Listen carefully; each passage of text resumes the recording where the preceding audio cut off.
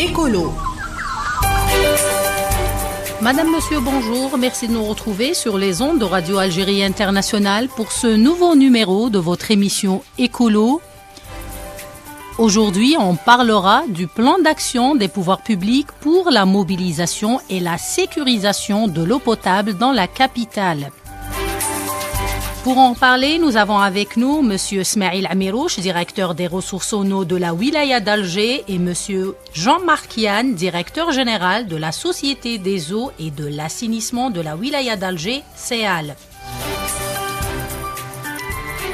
En 2001, l'Algérie était sur le point d'importer de l'eau en raison de la sécheresse qui avait frappé le pays. Aujourd'hui, les efforts entrepris par l'État pour faire reculer le spectre du stress hydrique se sont traduits par la réalisation de grands projets. Et en 2005, la gestion de l'eau a été confiée à des entreprises internationales. Un contrat avait été signé alors entre Suez Environnement, l'Algérienne des eaux et l'Office national de l'assainissement. L'objectif attendu était d'accompagner et de moderniser les services d'eau et d'assainissement de la wilaya d'Alger. Monsieur Amirouche, pensez-vous qu'aujourd'hui, on est loin de cette période où l'alimentation en eau potable était discontinue et les objectifs assignés par les pouvoirs publics quant à la mobilisation et la sécurisation de la ressource ont été atteints? Merci madame, bonjour à tous les auditeurs. Et je vous remercie de votre invitation. Effectivement, donc en 2001, Alger a connu un stress hydrique très grave, une sécheresse très prolongée. Et on est arrivé à des discussions avec certains pays pour importer de l'eau. Donc la crise était là. La crise s'est installée pratiquement sur les 3 ou 4 wilayas du centre. Et c'est à partir de cette date et à partir de cette crise qui était grave que les pouvoirs publics ont pris en main cette préoccupation de la population. Oui. Et en Conseil des ministres, en 2002, en Conseil des ministres, sous la présidence de M. le Président Abdelaziz Bouteflika, donc un programme a été arrêté à l'époque. Et l'option d'aller vers le dessalement d'eau de mer était retenue. Et c'est à partir de cette date-là où il a été décidé de dessaler l'eau de mer, de raccorder le barrage de Taxept vers la capitale, de réaliser des infrastructures de transfert, de stockage, de mobilisation, de pompage. Donc il y a tout un programme qui a été arrêté. Et c'est à partir de cette date-là que la solution a été retenue pour la capitale. Et en 2008, donc le président de la République, M. Abdelaziz Bouteflika, a inauguré la station de dessalement du Hama et a mis en service, c'était le 24 février 2008, en service le transfert à partir de Taxept vers Alger. À partir de cette date-là, la mobilisation de la ressource, ou la ressource proprement dite, a été diversifiée.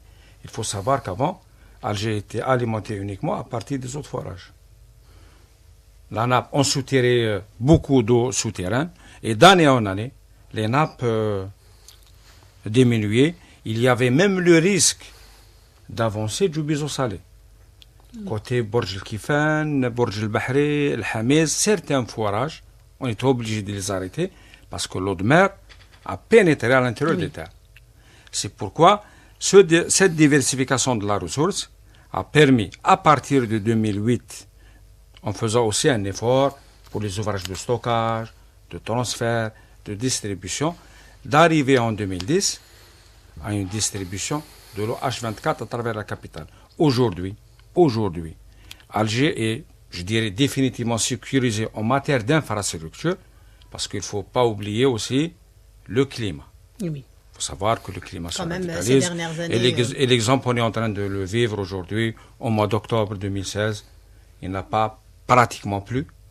Les quelques pluies qui sont tombées, il n'y a pas eu d'écoulement, donc pas de régénération des eaux au niveau des barrages. Mais en matière d'infrastructure, on est complètement sécurisé avec l'eau des barrages. Il y a 6 barrages qui alimentent la capitale. Avec une sécurisation d'un 7e barrage qui est celui de Côté de Serdoun, dans la wilaya d'Oubira, qui est le 2e barrage d'Algérie, 640 millions de mètres cubes. Dès que le niveau de barrage de Qaddara Ibn Amran ça baisse, Oui. on ouvre à partir du barrage de Côte de Serdoune pour pouvoir réalimenter. Et on est en préparation d'une opération de ce genre dans les jours à venir. Il y a le dessalement. Nous avons 2 stations de dessalement. Celle du Hamad de 100 000 m3 Et celle d'Oron. Celle de Fouca pour Alger. Oui. Celle de Fouca, 120 000 m3, dont pratiquement 50 000 pour Alger, le reste pour Tipaza. Tipaza, oui. Donc aujourd'hui, on est sur une diversification de la ressource au souterrain, au débarrage, au dessalé. Cette diversification a permis de volontairement arrêter des forages. Ce qui a permis à la nappe de se régénérer. Oui, donc on a inversé le processus qu'on a vécu pendant 30 ans. La nappe s'est baissée d'année en année. Et depuis 6 ou 7 ans, sur certains champs de captage, la nappe se régénère et nous avons une gestion, si vous voulez, moderne de cette ressource pour ne pas aller vers une situation grave en matière de ressources souterraines. Donc en matière de mobilisation de la ressource, je pense qu'on est tranquillisé. Bien sûr, à l'avenir, il faut aussi, par rapport à ce climat, oui, qui se radicalise. Oui. Surtout qu'on a un climat semi-aride. Oui, semi-aride et les derniers temps, donc on est en train de vivre des situations pas bonnes du tout. Donc on sera peut-être obligé de faire d'autres investissements plus sécurisants encore. Monsieur Yann, depuis 2005, un des grands défis relevés par la CEAL était d'assurer une distribution en continu de l'eau au niveau de la capitale, l'amélioration aussi des services ainsi que l'assainissement. Quel bilan pouvez-vous faire aujourd'hui de ce partenariat ? Alors bonjour madame et bonjour aux auditeurs de Radio Algérie Internationale. Oui, effectivement, dans le projet qu'évoquait monsieur Amirouche de réforme en profondeur de l'accès aux citoyens à un service de l'eau de standard international, il y a effectivement 2 grandes dimensions qui étaient prévues. D'une part, la réalisation d'un certain nombre d'infrastructures qui étaient indispensables compte tenu du contexte qu'on vient d'évoquer à l'Algérie, et en particulier à la capitale. Et il y avait également une volonté, une clairvoyance très claire sur la nécessité de moderniser la gestion. Effectivement, un partenariat a été conclu en 2006, enfin 2005, et mis en pratique en 2006 avec le Suez, qui est un groupe expert international en matière de production, de distribution d'eau.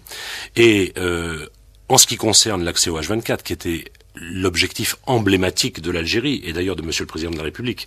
Et je pense que ce H24 mythique était dans la tête et dans la bouche de beaucoup d'Algérois. Pour faire ça, l'expertise de Suez s'est traduite par la mise en place d'un plan d'action extrêmement structuré qu'on a baptisé les 4 clés du H24. Ça va me permettre de les expliquer à vos auditeurs pour comprendre que finalement, il ne suffit malheureusement pas de mobiliser la ressource pour que l'eau au robinet s'y trouve 24 heures sur 24, 365 jours par an. La première clé, c'est effectivement la mobilisation de la ressource.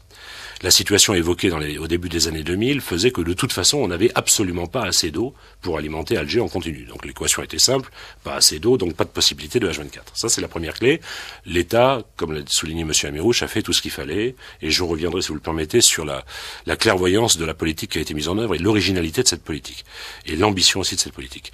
La deuxième clé, c'est sécuriser les transferts, parce que dans pratiquement toutes les villes du monde, et en tout cas c'est le cas à Alger, la ressource en eau ne se trouve pas là où elle est consommée. Elle se trouve à l'extérieur. On parlait de 6 grands barrages qui alimentent Alger, ils sont tous à l'extérieur de la wilaya. Donc il faut assurer les transferts, et les transferts, c'est pas rien. C'est parfois sur plus de 100 km. Donc il faut sécuriser ces transferts, les conforter, les mailler, de façon à ce que on puisse, par exemple, assurer en continu l'approvisionnement à partir des barrages, mais aussi en cas de défaillance de l'un ou de stress hydrique prolongé qui fait qu'on ne peut plus utiliser un autre, on puisse compenser d'une bonne façon. Donc ça, c'est la deuxième clé, la sécurisation des transferts.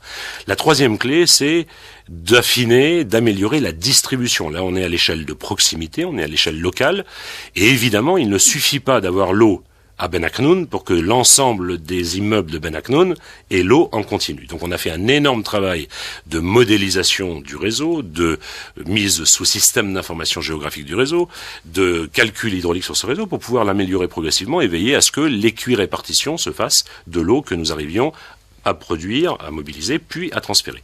Et puis la dernière clé, dont j'espère que nous aurons l'occasion de parler, c'est le gaspillage et les pertes, qui évidemment est un facteur absolument essentiel dans un réseau qui historiquement était dans un niveau de vétusté assez avancé et avec des pratiques des uns et des autres qui sont largement améliorables.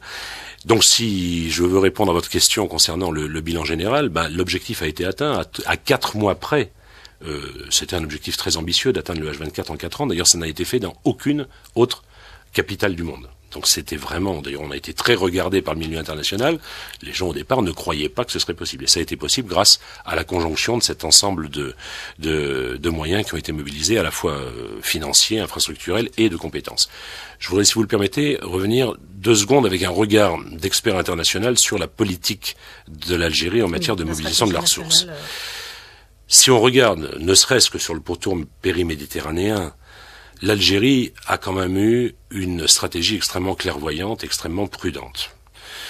L'Algérie aujourd'hui, Alger aujourd'hui, a à la fois des ressources conventionnelles, la ressource historique souterraine, les ressources conventionnelles issues des barrages, mais avec un renforcement considérable de la capacité de stockage dont on a besoin à cause de l'hétérogénéité des pluies en Algérie et la raréfaction progressive, mais aussi à développer des ressources non conventionnelles qui viennent sécuriser tout ça et qui permettent, comme l'a souligné M. Amirouche, de protéger les ressources conventionnelles. C'est-à-dire que produire de l'eau dessalée, ça complémente la mobilisation, mais ça permet aussi de mettre au repos lorsqu'on n'en a pas besoin les forages et de régénérer effectivement cette grande nappe historique et cruciale pour l'alimentation de l'Algérie qu'est la nappe de la Mitidja. Et on a vu très clairement le niveau de l'eau de la nappe de la Mitidja remonter, c'est-à-dire que à travers cette sécurisation par les eaux non conventionnelles, on sécurise les eaux conventionnelles. Et c'est très intéressant en termes de stratégie moyen-long terme. Oui, et aujourd'hui, l'État a mis en œuvre un programme exceptionnel de mobilisation, de diversification et de sécurisation. Vous l'avez bien souligné, Monsieur Amirouche, et vous aussi, Monsieur Yann. Mais qu'en est-il de la distribution de l'eau dans la capitale? C'est une très bonne question. Donc, la distribution, donc on est, comme je disais tout à l'heure, on est en H24 à Alger depuis exactement le 10 avril 2010. Donc, pratiquement, les 57 communes reçoivent de l'eau en H24. Mais malheureusement, par-ci, par-là, il y a des incidents sur les installations, sur les équipements, sur les stations de pompage, sur les casses de conduite, qui perturbent ce H24. On l'a vécu le jour de l'Aïd, oui, avec une panne sur la station de pompage de Garidi, qui refoule l'eau vers Bouzarrea, vers Benimsos, oui, vers les hauteurs de Boulorine et de Ras Hamidou, vers Chiraga, vers Dili Ibrahim. Vous savez, une panne d'une station de pompage de 5 heures ou de 10 heures se répercute sur la distribution en 20 heures ou en 30 heures. Donc la population au bout des réseaux, donc il faut savoir que l'eau qui est distribuée dans le quartier haut de Bouzarea, Tribu exactement, elle est pompée 3 fois. Donc ça veut dire que s'il y a une panne dans une station de pompage, que ce soit à Al-Harraj, à Garidi ou à Rostomia, s'il y a une panne électrique, une panne de la station, une casse de conduite, l'habitant de Tribu, quartier Tribu à Bouzarea, va le ressentir. Mais va le ressentir avec 6 heures, 8 heures de retard, mais il va le ressentir sur 24 heures. Donc il y a eu des perturbations de ce genre, de casse de conduite. C'est pourquoi aujourd'hui on est, et Monsieur le ministre des Ressources en eau et de l'Environnement insiste sur le volet amélioration de la gestion et de l'exploitation au quotidien. On parlait tout à l'heure des 3 ressources qui alimentent la capitale. Eau de surface, barrage, eau souterraine, eau dessalée. Les instructions de Monsieur le ministre sont claires. Il faut aller chercher la 4e ressource. Et la 4e ressource, elle est dans les fuites. Elle est à Alger. Oui. Elle est dans les fuites. Elle est dans le gaspillage. Elle est dans les piquages illicites. Ça veut dire qu'on a un gros chantier aujourd'hui. On y travaille conjointement avec la CEAL, sous les instructions de Monsieur le ministre et en coordination avec pratiquement tous les directeurs centraux du ministère, pour aller chercher cette 4e ressource qui est ici. Elle n'est pas, comme disait M. Yann, à 100 km d'Alger, elle est à Alger. C'est pourquoi on a lancé un vaste programme de réparation de fuites. Et on va lancer, avec M. Loueli et M. le ministre, dans les prochains jours, une grande opération d'éradication des piquages illicites. Oui. Les branchements illicites. Que les branchements illicites, c'est vrai que les gens consomment peut-être de l'eau pour eux, mais du moment qu'ils ne payent pas l'eau, ils gaspillent 2 fois, 3 fois leurs besoins en eau. Donc toute notre politique pour les jours à venir est bâtie sur cette politique de réparation de fuites, d'élimination des piquages illicites et bien sûr de réhabilitation des installations de pompage, des installations de stockage, des installations de transfert. Monsieur Yann disait tout à l'heure la vétusté des installations, aussi bien de pompage. Oui. Donc c'est pourquoi on a développé, et le programme est déjà défini pour les 2 années à venir. On sait quoi faire en matière de pompage, en matière de réseau, en matière de stockage, et on se focalise sur les quartiers, les zones, les communes qui ont connu ces dernières, les plus touchés par les problèmes d'interruption de la distribution. Parce que l'objectif est fixé. Il faut avoir de l'eau H24 à travers les 57 communes de la On ne doit wilaya. pas revenir en arrière et avoir le problème. Et bien sûr, lorsqu'on parle de l'eau, donc en quantité et en qualité aussi. Oui, monsieur Yann, allez-y. Alors la particularité d'Alger, et c'est vraiment une particularité quand on le compare à d'autres grandes villes internationales, c'est la complexité du réseau et du système d'alimentation en eau d'Alger. Là où à Paris ou dans beaucoup d'autres villes, on a quelques dizaines d'installations finalement stratégiques pour l'alimentation en eau de la ville. À Alger, si je compte les stations de traitement, les stations de pompage, les réservoirs, les forages, on a 5 à 600 installations différentes. On a plus de 110 étages de pression différents parce que la topographie d'Alger fait que on part du niveau de la mer, c'est-à-dire 0, jusqu'en haut de Bouzrea, c'est-à-dire 400 mètres d'altitude. On a 5000 kilomètres de réseau. On a 7 à 800 000 branchements. Donc, on a un ensemble extrêmement complexe dont l'état historique est dans un état de vétusté quand même assez grand, d'où les plans d'action qui ont été mis en œuvre depuis 10 ans grâce à la mobilisation des moyens du gouvernement pour remettre à niveau tout cet ensemble. Simplement, cette remise à niveau se traduit par 2 choses. D'abord, du temps, parce qu'on ne peut pas faire tout en même temps. Et deuxièmement, et très paradoxalement, des perturbations. Pourquoi ? Si je dois renouveler une canalisation quelque part, à un moment donné, je vais devoir interrompre l'ancienne canalisation, raccorder sur la nouvelle canalisation, et donc ça va être un temps d'interruption. Donc nous avons d'un côté des incidents entre guillemets naturels, des canalisations qui cassent par exemple, nous avons des perturbations qui peuvent provenir d'autres origines, un entrepreneur qui réalise des travaux sans prendre de précautions et qui détruit un tuyau ou une installation, on peut avoir des perturbations électriques, mais on en a aussi beaucoup de travaux volontaires qui ont pour vocation de sécuriser justement la distribution et les transferts, et à chaque fois ce sont des perturbations. Très concrètement, pour vous donner un ordre d'idée, on fait plus de 100 000 interventions par an sur le réseau à Alger, et chaque fois c'est quelque part, à un endroit donné, une perturbation. On a réalisé depuis 2006 la réparation de plus de 260 000 fuites à Alger, par exemple, pour vous donner un ordre d'idée. Aujourd'hui, on en répare en moyenne 87 tous les jours, c'est-à-dire 32 000 par an. Donc c'est pour vous montrer à la fois la complexité, la diversité, la magnitude du problème que ça représente. Monsieur le ministre des Ressources en eau et de l'Environnement a fixé des exigences et des orientations extrêmement claires qui s'inscrivent d'ailleurs dans les orientations historiques menées à Alger. Simplement, il attend vraiment une mobilisation beaucoup plus grande en termes de réactivité, en termes d'efficacité, pour que ces perturbations qui sont un peu inéluctables soient maîtrisées et soient limitées en impact et dans le temps. Voilà. Quand on parle de... Oui, monsieur... Juste pour donner une précision, donc, on a travaillé ensemble sur un dossier donc, de réparation des fuites et on va s'acheminer vers un dispositif qu'on va mettre en place, qui est déjà mis en place, qui dit ceci: toute fuite signalée doit être réparée dans les 24 heures qui suivent.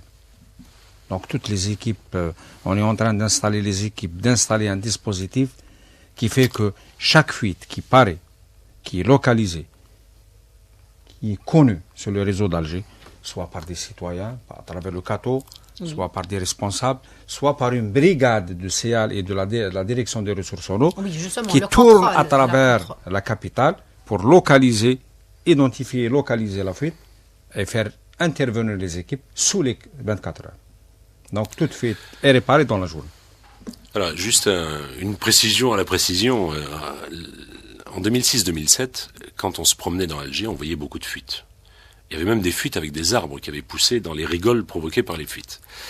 L'une des premières missions de notre centre d'appel téléphonique, le fameux CATO, numéro 1594, j'en profite pour le rappeler à tout le monde, ça a été de nous aider à identifier toutes ces fuites, à les localiser. Et d'ailleurs, les citoyens ont vraiment joué le jeu. Et ça nous a beaucoup aidé initialement à nettoyer tout ce stock, ce grand stock de fuites qui existait.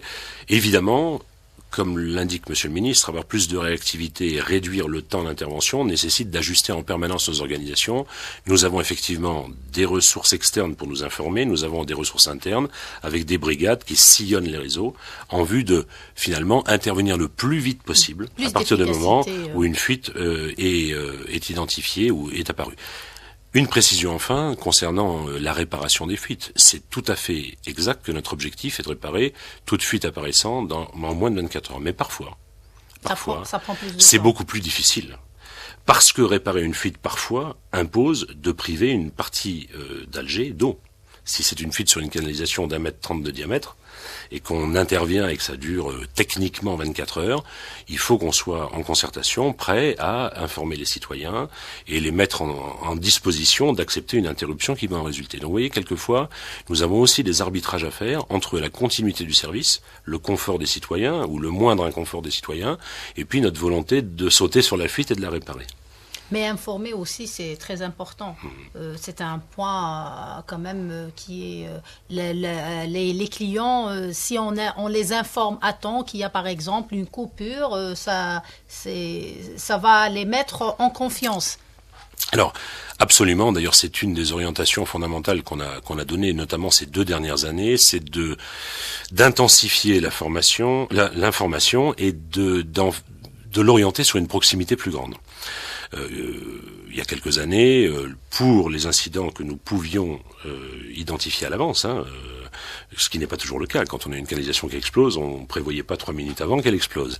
Mais assez souvent, on peut donner de l'information, ou en tout cas avant que les conséquences surviennent, on peut donner de l'information. On passait par les grands canaux de communication, les journaux, un petit peu la radio. Aujourd'hui, on glisse très nettement vers les canaux immédiats, la radio, les réseaux sociaux, et depuis quelque temps, lorsque les clients nous contactent au centre d'appel téléphonique, nous leur demandons de nous fournir un numéro de téléphone. Le but, c'est pas de connaître leur numéro de téléphone, c'est de pouvoir les informer à travers des SMS lorsqu'il y a un événement spécifique d'ampleur. Et on commence à avoir 20-25% de notre base client qui est renseignée, ça nous permet d'émettre des SMS, et là on est vraiment dans la proximité immédiate. Sur les derniers événements importants, on a envoyé entre 20 et 40 000 SMS le jour, à l'heure de l'incident. Voilà. Et donc le dispositif doit se parfaire parce que les clients attendent, les citoyens attendent une information plus continue et plus immédiate. Voilà. Et on s'achemine dans ce processus vers l'information de proximité. Donc les présidents d'APC, les vice-présidents, les subdivisionnaires. Donc on est arrivé à faire des affichages au niveau des immeubles. Donc on s'achemine vers comme disait M. Anne, vers une politique de proximité pour donner l'information, parce que des fois on n'arrive pas à toucher tout le monde par les créneaux de communication. Mais lorsque vous faites un affichage au bas d'un bâtiment, lorsque vous sortez de chez vous le matin, vous avez une information, donc on arrivera à ça. Écolo. Madame, Monsieur, c'est la deuxième partie de votre émission Écolo consacrée aujourd'hui au plan d'action des pouvoirs publics pour la mobilisation et la sécurisation de l'eau potable dans la capitale. Nous avons avec nous Monsieur Jean-Marc Yann, directeur général de la Société des eaux et de l'assainissement de la Wilaya d'Alger Seal, et Monsieur Smaïl Amirouche, directeur des ressources en eau de la Wilaya d'Alger.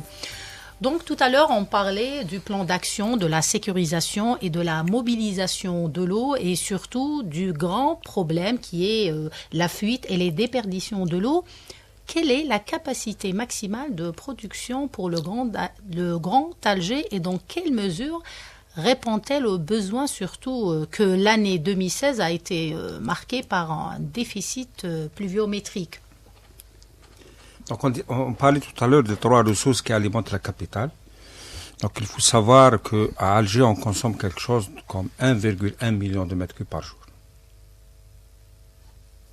Et depuis une année maintenant, cette production journalière a tendance à diminuer d'année en année. Donc, on s'est fixé comme objectif de ne plus augmenter la production à la source, de diminuer d'année en année. Et le bon exemple, août 2015 par rapport à août 2016 par rapport à août 2015, on a diminué de 3,5%. Donc la demande en eau augmente, mais l'effort fait pour la réparation des fuites, l'élimination des piquages illicites. Et j'ouvre là une parenthèse. Vous savez que la wilaya d'Alger a relogé quelque chose comme 40 000 familles qui habitaient les bidonvilles. L'année 2016 a et été marquée tous les par... bidonvilles, c'était des piquages illicites. C'était des gaspillages énormes d'eau. Donc c'est de l'eau récupérée. Donc, comparant août 2016 par rapport à août 2015, on a gagné 3,5%. L'effort doit être maintenu.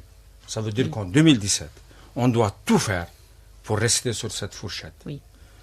C'est simple. 1,1 million de mètres cubes par jour. À peu près 21% provient de l'eau dessalée. 21 à 22% des eaux souterraines.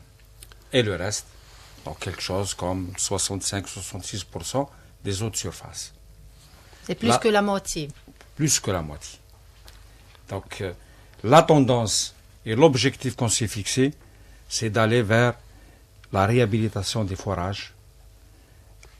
À Alger, nous avons maintenant quelque chose comme 250 forages qui alimentent la capitale, avec une production d'à peu près 250 000 mètres cubes jour. L'objectif, c'est d'arriver à l'été 2017 avec une production au moins de 300 000. On disait tout à l'heure que la nappe s'est régénérée.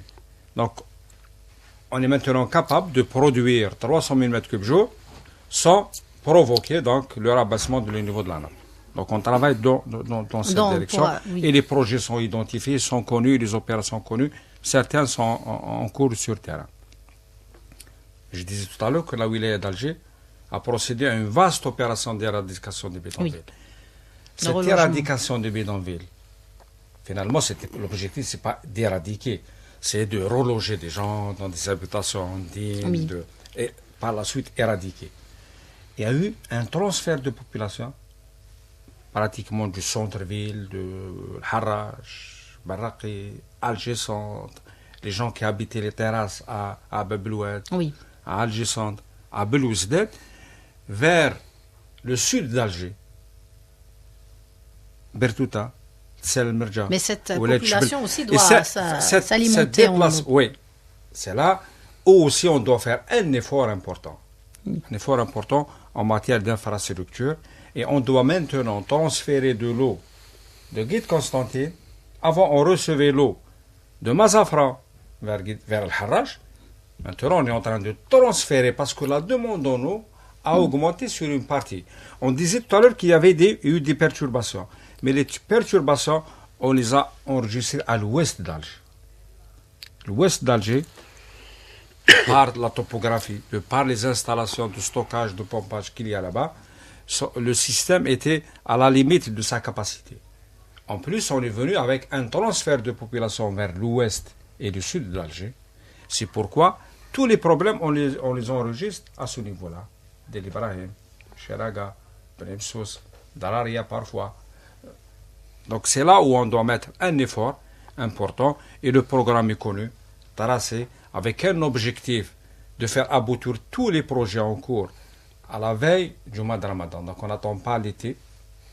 Donc il faut qu'à la veille du mois de Ramadan, on sera en mesure toute la population de répondre à cette demande importante.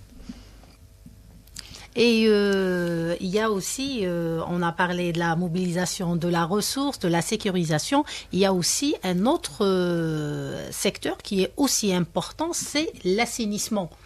L'assainissement, l'amélioration du service public de l'eau constitue un objectif majeur, mais il y a aussi l'assainissement qui était le parent pauvre du secteur. Qu'en est-il aujourd'hui de l'assainissement, Monsieur Yann ? J'ai parlé tout à l'heure de l'effort énorme et de la stratégie du secteur de l'eau pour améliorer l'accès à l'eau potable. Ce qui est assez remarquable, c'est que dans le même temps, un effort similaire a été fait dans le domaine de l'assainissement. Ce qui est très rare.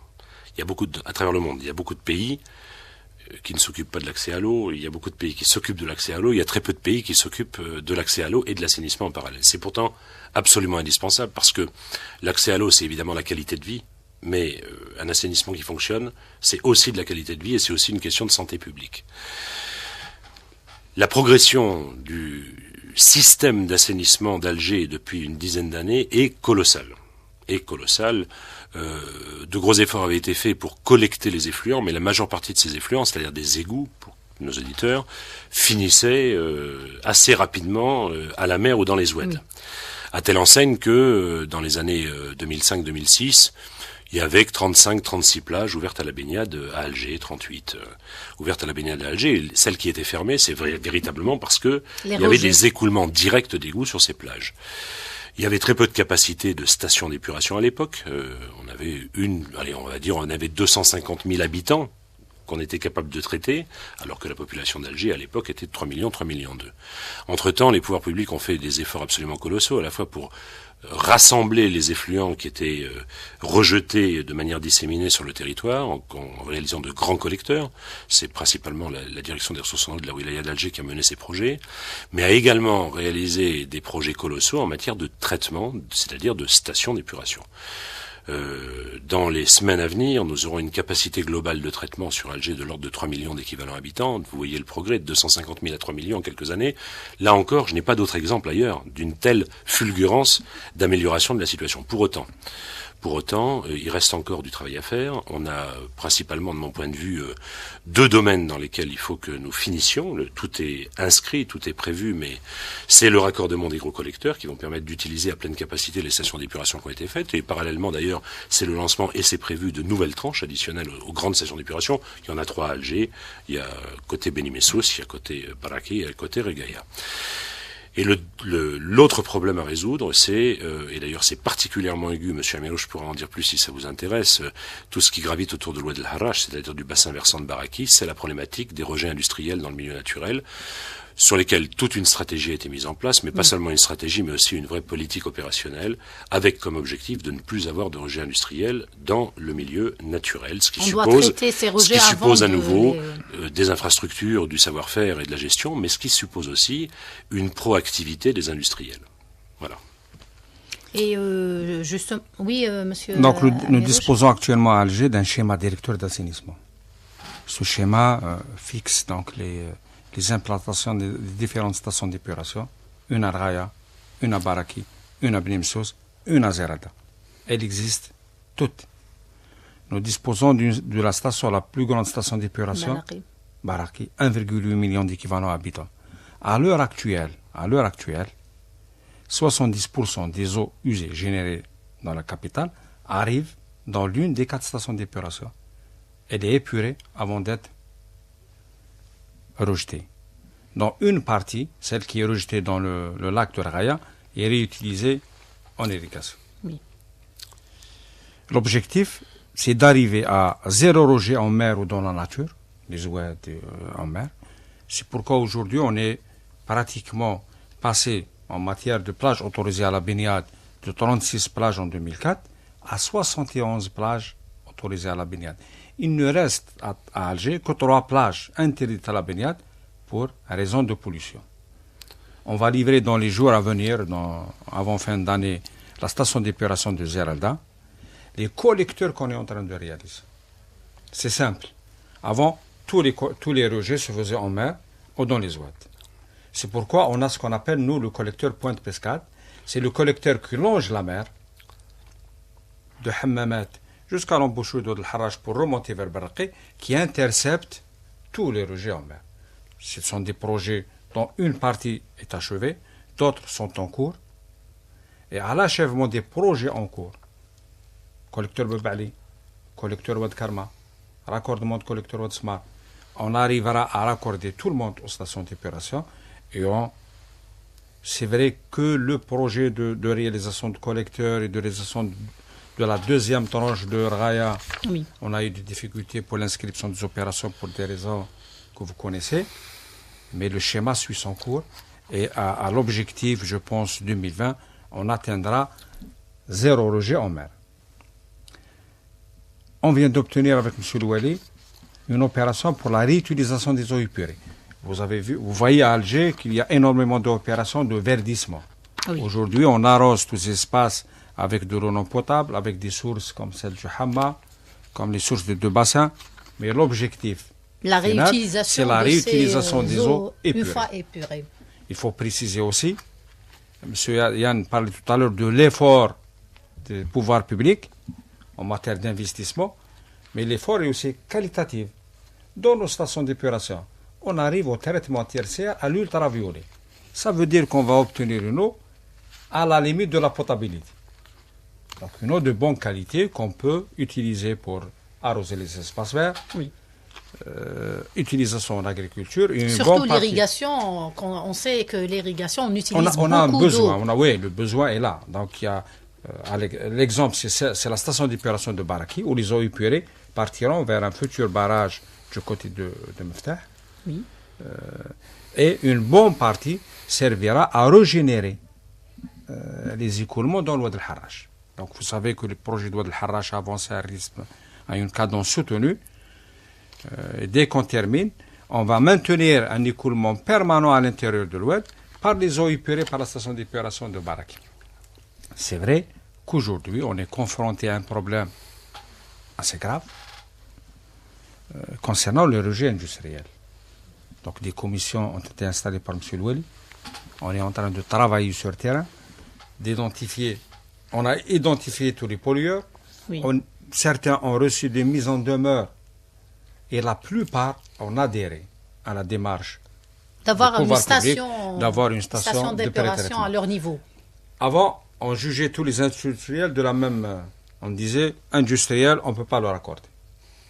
Donc les analyses et les prélèvements qu'on a fait en commission, qu'on a fait avec CEAL, nous a permis de dire 70% des industriels ne sont pas des pollueurs. Oui. Un industriel qui a un rejet assimilable à un rejet d'origine domestique, il a le droit de se raccorder sur les réseaux. Donc maintenant, on est en train de travailler avec les 30%, les pollueurs. Oui. Et certains sont en train de faire des études, d'autres en train de faire des stations d'épuration, d'autres ont achevé la réalisation des stations d'épuration. Ça veut dire qu'il y a une dynamique, une adhésion de pratiquement tout le monde. Et nous pensons que d'ici une année, on va voir les résultats. Et on aura d'année en année, pour ne pas dire de mois en mois, l'amélioration de la qualité des eaux de l'eau de Harrach, de l'eau de Smar, de l'eau de Raya et de l'eau de Hamis. Et de l'eau de Hamis et de Nazaf. Oui, donc un énorme effort infrastructurel, des grands collecteurs pour intercepter les rejets diffus, des stations d'épuration, une stratégie à travers des schémas directeurs à l'horizon 2025-2030 et au-delà, mais aussi un travail en amont, à l'inverse de l'eau. J'ai dit tout à l'heure, les ressources, les transferts, la distribution, en assainissement, ce qui intéresse le client, c'est souvent ce qui se passe devant chez lui et dans sa rue. Là, c'est quoi à Alger? C'est 3500 km de réseau. Un énorme travail de gestion a été fait pour curer l'ensemble de ces réseaux. Curer, ça veut dire nettoyer et restaurer la capacité d'écoulement de ces réseaux. Nous avions en 2006-2007 beaucoup de débordements diffus à l'intérieur de la ville, ce qui contribue effectivement à la dégradation de la qualité de vie. Pour vous donner un chiffre, on a rehaussé ou remis à niveau 55 000 tampons.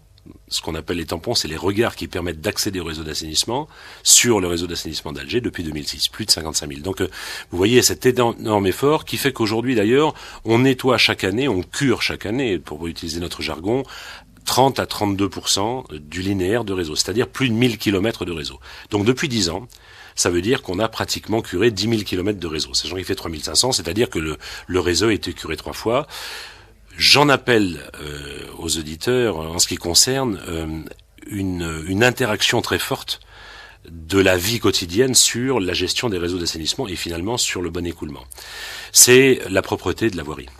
La propreté de la voirie et l'habitude qui persiste encore de stocker sur la voirie des gravats, des déchets divers. Il faut savoir évidemment que ça impacte évidemment le travail de la CEAL puisqu'elle doit recommencer en permanence à nettoyer les égouts alors qu'il ne devrait s'y trouver que des effluents domestiques.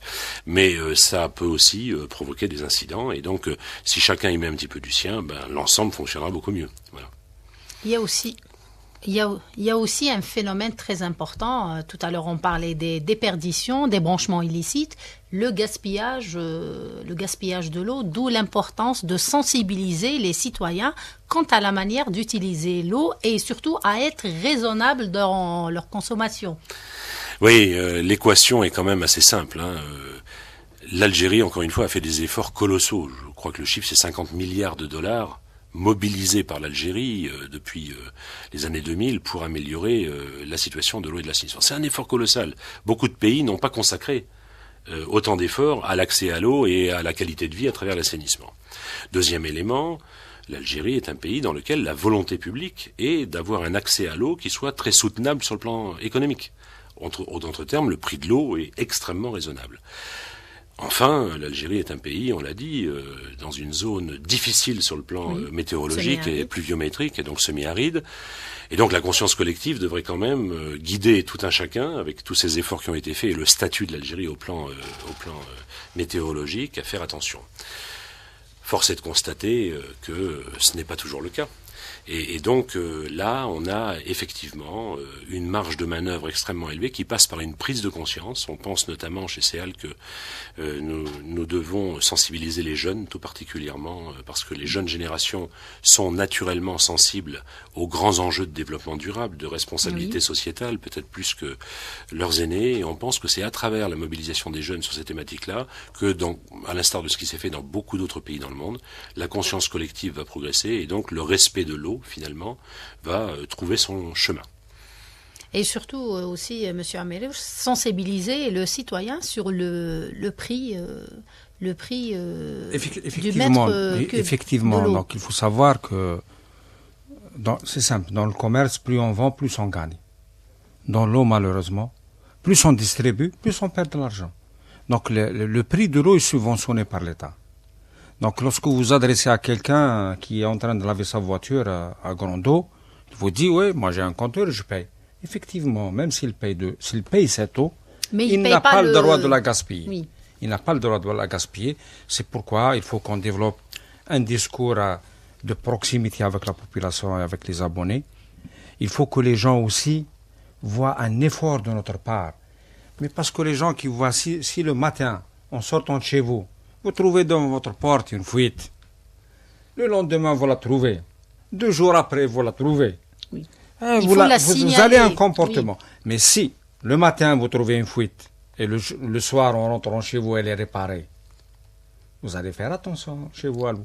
Donc, il y a cette aussi, on doit de notre côté aussi faire un effort, aller vers l'éradication des fuites. Le jour où on éradique les fuites, on répare nos canalisations, on sauvegarde cette ressource, on pourra parler librement et discuter à bâton rompu ou directement avec la population. Parmi les mesures qui ont été engagées depuis quelques années pour sensibiliser les citoyens, il y a le juste comptage des consommations. C'est très important. Lorsque un citoyen est doté d'un compteur qui ne fonctionne pas, il ne sait pas ce qu'il consomme, sa facture d'ailleurs est forfaitaire, et donc il n'est que très peu responsabilisé. Vous savez, on a posé 650 000 compteurs à Alger depuis 2006. C'est colossal. On a aujourd'hui 750 000 clients à CEAL. Donc vous voyez, on a fait un énorme effort, et d'ailleurs beaucoup de citoyens ont contesté au début en disant mais c'est pas possible que je consomme ça. Ben si, c'est possible. Et malgré un prix relativement modique grâce à la subvention de l'État, lorsqu'on a mis des compteurs qui comptaient bien, les gens ont pris conscience de la consommation qu'ils avaient. Et faire des bons gestes à la maison, de sauvegarde de la ressource, qui est un geste ultime et sur le plan de l'éthique et de la morale extrêmement intéressant, on fait des économies au quotidien. C'est-à-dire que c'est bon pour le portefeuille de la famille de faire un petit peu attention à la manière dont on consomme l'eau. Mais l'un des premiers éléments, c'est effectivement de responsabiliser le client sur une comptabilisation qui est claire. Et si on lui facture 40 mètres cubes, c'est qu'il a consommé 40 mètres cubes. Et si ensuite il est négligent chez lui, il va passer à 50 ou 60 mètres cubes, sa facture va augmenter, ça va le faire réagir. C'est l'un des éléments de sensibilisation très fort. Et Monsieur Yann, peut-être une dernière question. Dernièrement, il y a eu le renouvellement du contrat de partenariat. Allez-vous garder le même plan d'action ou il y aura des nouveautés cette fois-ci ?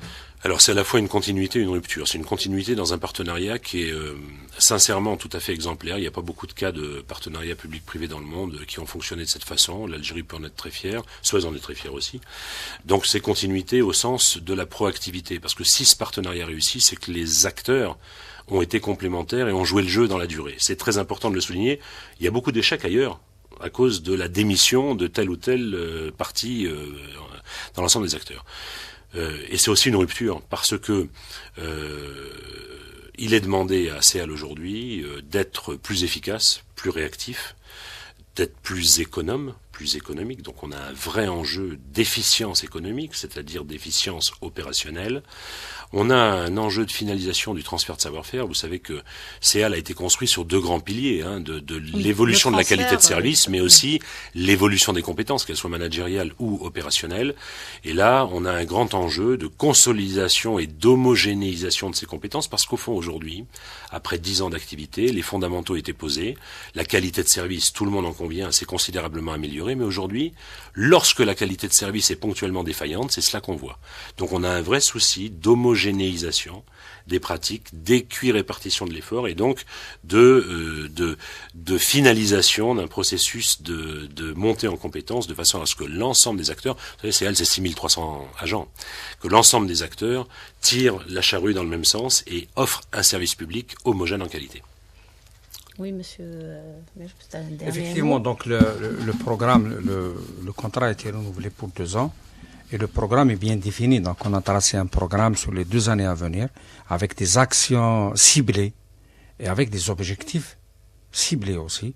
Donc, on attend de notre partenaire encore plus d'efforts, encore plus de dynamique. Et bien sûr, on attend de la population qu'il fasse très attention à cette ressource très rare. Oui, c'est un bien précieux qu'il faut garder et préserver.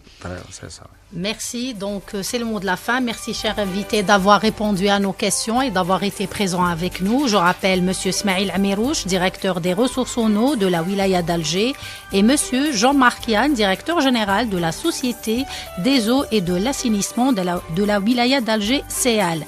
Madame, Monsieur, merci de nous avoir prêté attention. L'info continue et on continue sur Radio Algérie Internationale. Bonne écoute.